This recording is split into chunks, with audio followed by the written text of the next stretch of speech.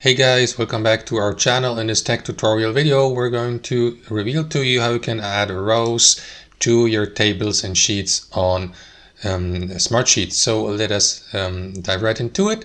Navigate to your workspace. So let me go with that one here on Smartsheet.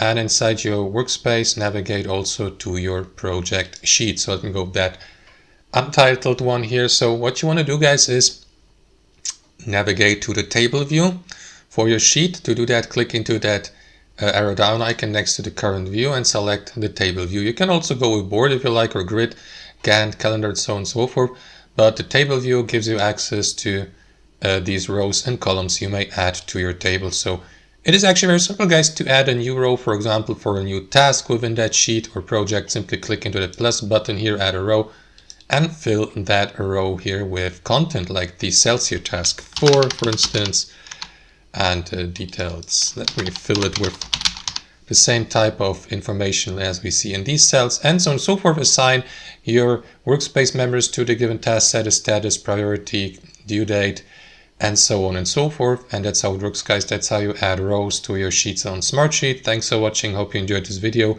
got some value from it, and we'll see you next time on our channel.